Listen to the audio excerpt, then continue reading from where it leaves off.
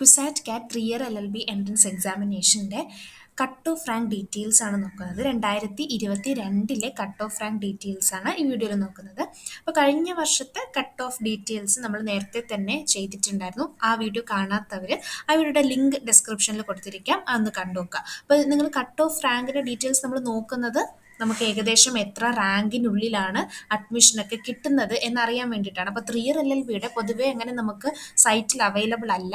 അപ്പോൾ 2023 നേരത്തെ തന്നെ, അതായത് കഴിഞ്ഞ വർഷത്തെ നേരത്തെ തന്നെ ചെയ്തിട്ടുണ്ട്. അപ്പോഴാണ് 2022 ചെയ്തില്ലെന്ന് കണ്ടത്. അപ്പോൾ അതിന് വേണ്ടിയിട്ട് നിങ്ങൾക്ക് 3 ഇയർ LLBക്കാർക്ക് ഏകദേശം ഒരു ഐഡിയ കിട്ടാൻ വേണ്ടിയിട്ട് ചെയ്യുന്നൊരു വീഡിയോ ആണ്.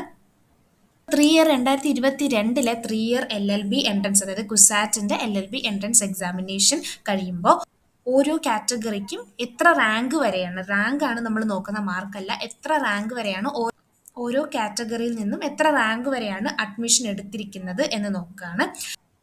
കുസാറ്റിന്റെ ഡീറ്റെയിൽഡ് വീഡിയോ ചെയ്തിട്ടുണ്ട്. എത്ര സീറ്റ്സ് ആണ്, പിന്നെ ടോട്ടൽ സീറ്റിന്റെ എത്ര പെർസെൻറ്റേജ് ആണ് ഓരോ കാറ്റഗറിക്കും പോകുന്നത് എന്നുള്ള കാര്യമൊക്കെ നേരത്തെ പറഞ്ഞിട്ടുണ്ട്. അപ്പോൾ അത് വെച്ചിട്ട് നമുക്ക് ഓരോ കാറ്റഗറിയിൽ നിന്ന് എത്ര റാങ്ക് വരെ പോയിട്ടുണ്ടെന്ന് നോക്കാം. ആദ്യം ജനറൽ കാറ്റഗറിയിൽ നിന്ന് 45ാമത്തെ റാങ്ക് വരെയാണ് അഡ്മിഷൻ നടന്നിരിക്കുന്നത്.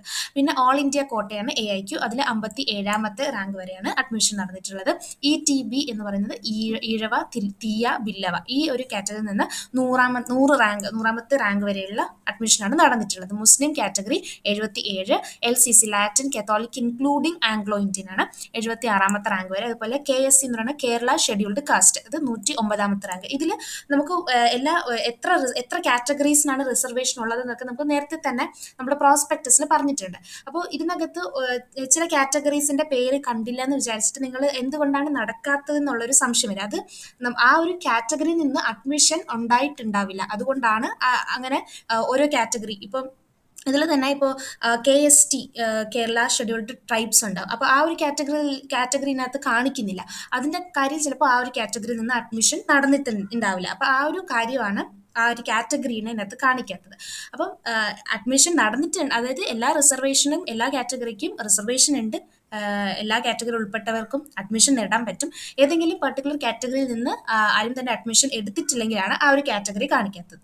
അത്രേ ഉള്ളൂ. അപ്പോൾ ഇത് 2022 last rank cut off rank ആണ്, ലാസ്റ്റ് റാങ്ക് ഡീറ്റെയിൽസ് ആണ്.